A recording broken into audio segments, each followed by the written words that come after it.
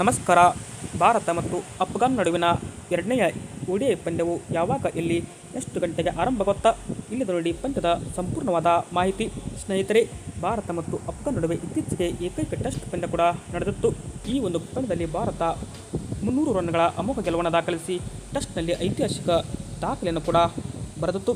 ಈ ಮೂಲಕ ಭಾರತ ಅಫ್ಘಾನ್ ವಿರುದ್ಧವೇ 3 ಪಂದ್ಯಗಳ ಏಕದಿನ ಸರಣಿಯನ್ನು ಹಮ್ಮಿಕೊಂಡಿದ್ದು, ಅದರಲ್ಲಿ ಮೊದಲನೇ ಏಕದಿನ ಪಂದ್ಯವು ಧರ್ಮಶಾಲಾ ಮೈದಾನದಲ್ಲಿ ನಡೆದಿದ್ದು, ಮಳೆಯಿಂದ ಟಾಸ್ ವಿಳಂಬವಾದರೂ ಕೂಡ ಭಾರತ ಮತ್ತು ಅಫ್ಘಾನ್ ನಡುವಿನ ಪಂದ್ಯಕ್ಕೆ, ಅಂದರೆ ಮೊದಲ ಏಕದಿನ ಪಂದ್ಯಕ್ಕೆ ತಲಾ ಎರಡೂ ತಂಡಗಳಿಗೆ 25 ಓವರ್ಗಳನ್ನು ನೀಡಲಾಗಿತ್ತು.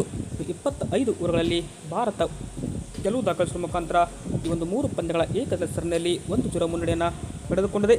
ಹೀಗಾಗಿ ಎರಡನೆಯ ಏಕದಿನ ಪಂದ್ಯವು ಯಾವಾಗ, ಎಲ್ಲಿ, ಎಷ್ಟು ಗಂಟೆಗೆ ಆರಂಭ ಅಂತ ಕೇಳ್ತಾ ಬರೋದಾದರೆ ನೋಡ್ಬೋದು. ಇನ್ನು ಭಾರತ ಮತ್ತು ಅಫ್ಘಾನ್ ನಡುವಿನ ಎರಡನೆಯ ಏಕದಿನ ಪಂದ್ಯವು ಇದೇ ಜೂನ್ 17ರಂದು ಲಕ್ನೋನ ಯಕಾನ ಮೈದಾನದಲ್ಲಿ ಆರಂಭವಾಗಲಿದೆ. ಈ ಒಂದು ಪಂದ್ಯ ಟೀಮ್ ಇಂಡಿಯಾಗೆ ಮಹತ್ವವಾಗಿದೆ ಅಂತಲೇ ಹೇಳ್ಬೋದು.